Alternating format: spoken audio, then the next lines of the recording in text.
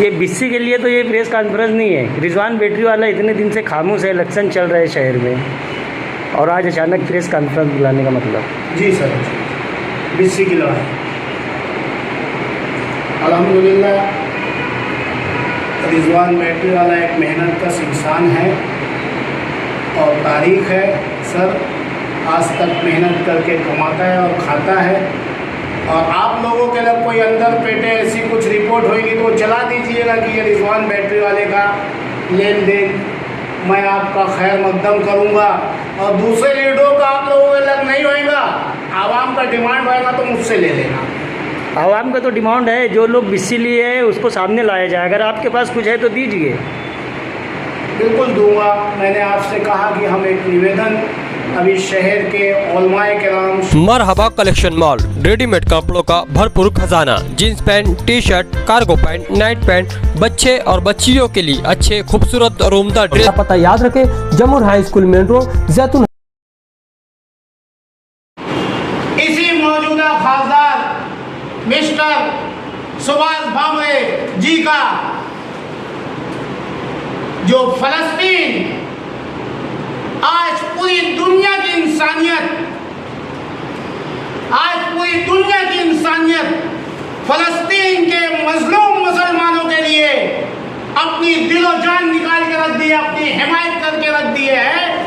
उनके लिए खून के आंसू बहा रहे हैं, वो चाहे किसी भी मुल्कों के हो।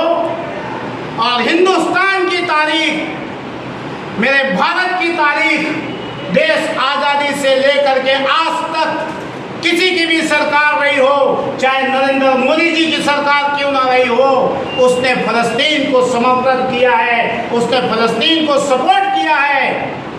अभी भारत सरकार ने फलस्तीन को मेडिसिन, दवाइयाँ भेजी, दीगर चीजें भेजी। और ये फिरका परस्त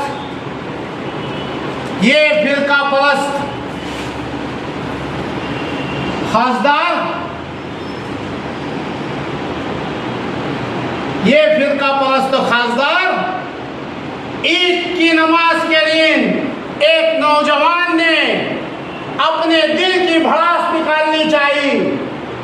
उन मासूम बच्चों को जो 40,000 से ज्यादा बच्चों की लाशें बिछ गई, मजलूम माँ बहनों की लाशें बिछ गई, बुजुर्गों की लाशें बिछ गई, उनके गम को लेकर के उसने उस फलस्तीन के झंडे को लहराया जिसे भारत ने खुद हिमायत दी है।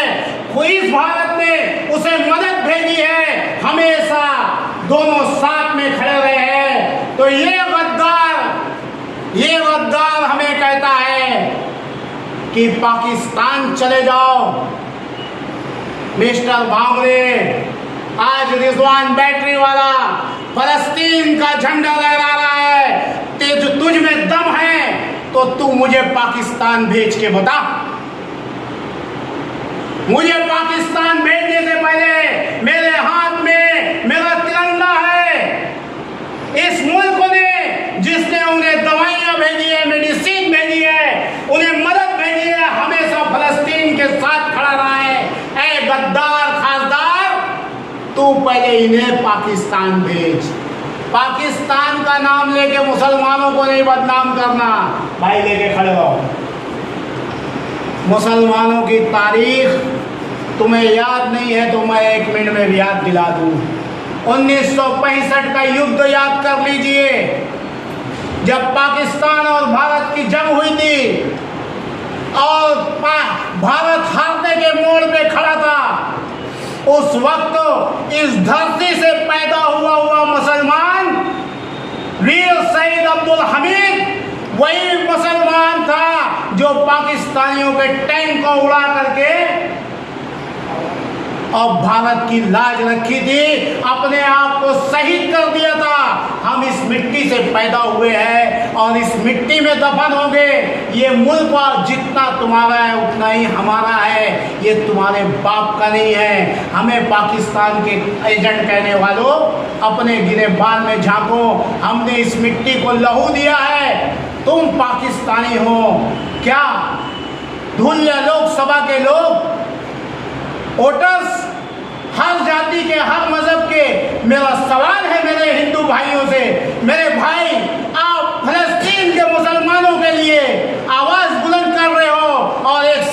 संसद में बैठा हुआ खासदार आपके लिए इस तरीके की बात कर रहा है, हमारे भारत को बदनाम कर रहा है, क्या ऐसे आदमी को वोट दोगे आप?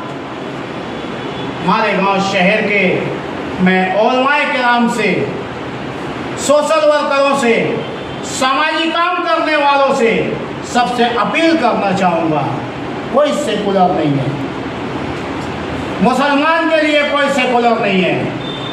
बाबरी मस्जिद की पहली ईंट किसके घर में रखी है वो दुनिया जानती है। अपने आप को सेकुलर बोलने वालों, बाबरी मस्जिद की पहली ईंट किसके घर में रखी है वो दुनिया को जग आया है। आप अपनी वोट का सही इस्तेमाल कीजिए, इनसे रिटर्न में लीजिए कि आप चुन के आओ या मत आओ, हमारे गांव शहर की आवाम का क्या, जिन्होंने लाखों की तादाद में वोट डाला है और वोट डालना चाहिए, हर इलेक्शन में डालना चाहिए, चाहे वो ग्राम पंचायत का हो, महानगर पालिका का हो, असेंबली का हो, लोकसभा का हो, आपका अधिकार है, वोट दीजिए।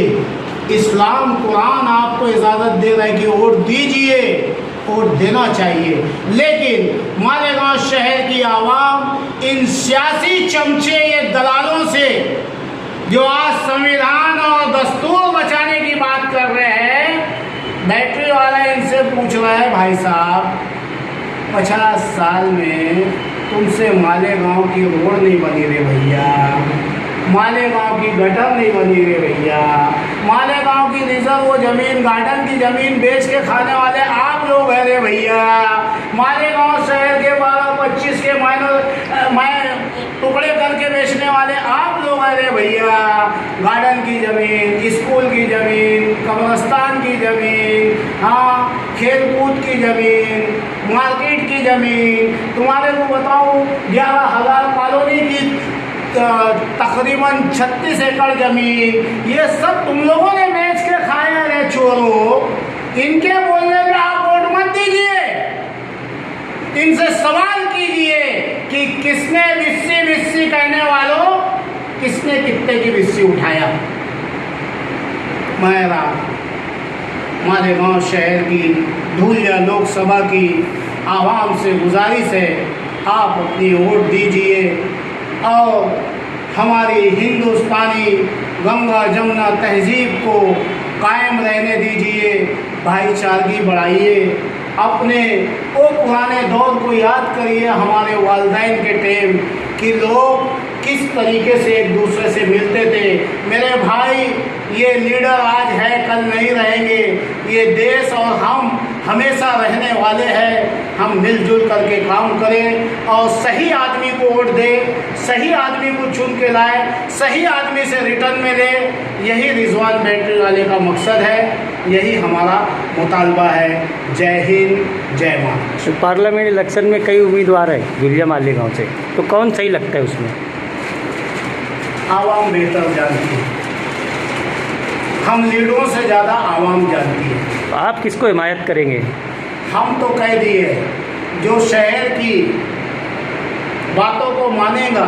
हमने एक निवेदन तैयार किया है, जो हम सभी जो टक्कर में उस उम्मीदवार को हम बुलाएंगे, शहर के जिम्मेदारों से मिलेंगे कि ये शहर के मुतालबात है, इस पे जो हामी भरेगा हम उसका ऐलान करें। ये बिस्सी के लिए तो ये प्रेस कॉन्फ्रेंस नहीं है। रिजवान बैटरी वाला इतने दिन से खामोश है, इलेक्शन चल रहा है शहर में, और आज अचानक प्रेस कॉन्फ्रेंस बुलाने का मतलब? जी सर, बिस्सी की लड़ाई अल्हम्दुलिल्लाह रिजवान बैटरी वाला एक मेहनत का इंसान है और तारीख है सर, आज तक मेहनत करके कमाता है और खाता है। और आप लोगों के अगर कोई अंदर पेटे ऐसी कुछ रिपोर्ट होगी तो चला दीजिएगा कि ये रिजवान बैटरी वाले का लेन देन, मैं आपका खैर मकदम करूँगा। और दूसरे लीडरों का आप लोगों के लग नहीं होएगा, आवाम का डिमांड होएगा तो मुझसे ले लेना। आवाम का तो डिमांड है, जो लोग बिस्सी लिए है उसको सामने लाया जाए। अगर आपके पास कुछ है तो दीजिए। बिल्कुल दूंगा। मैंने आपसे कहा कि हम एक निवेदन अभी शहर के उलमाए किराम, शहर के तमाम जिम्मेदारों से मिल करके उन्हें दिखाएंगे, उसके बाद हम ये फैसला करेंगे। और आपको बता दूं सर, आपने जो सवाल किया कि कितने लोग खड़े हैं, ये कोई ग्राम पंचायत या कॉरपोरेशन असेंबली का इलेक्शन नहीं है, ये लोकसभा का इलेक्शन है। लोकसभा के इलेक्शन में सब कुछ लगता है। रिजवान बैटरी वाला भी इलेक्शन लड़ा है लोकसभा का, कोई दूध का धुला नहीं है। आज जो खड़े हुए, कल मैं भी खड़ा था, लेकिन आप अपने ही चैनल पे निकाल के देख लीजिए। रिजवान बैटरी वाले ने इसलिए फॉर्म भरा कि मैंने अपनी शहर की आवाम से कहा कि मुझे वोट मत देना, मुझे वोट मत देना, मुझे वोट दे के आप अपनी वोट मत खराब करना। लेकिन आप खुदा के लिए जिसे वोट दे रहे हो, 5 साल तक आप बुनियादी सहूलियात को लेके तल तल करते हो, उनसे सवाल तो करो कि हम आपको वोट दे रहे हैं, इसका मतलब क्या। तो मैं जितने खड़े हुए हैं, जो मेरे छोटे मोटे सोशल वर्कर भाई एक जज्बा लेके खड़े हुए हैं, मैं उनसे कहूँगा, दम है तो आप भी वही जुमला रिपीट कर दो जो रिजवान बैटरी वाले ने कहा। आप कहीं तो हो नहीं मेरे भाई, क्यों मजाक बन रहे हो और बना रहे हो। अगर जो तुम शहर के सच्चे हमदर्द हो तो ऐलान कर दो कि हमें वोट मत देना, लेकिन इन दोनों चोरों से सवाल किया जाए कि मालेगांव शहर की आवाम का क्या है।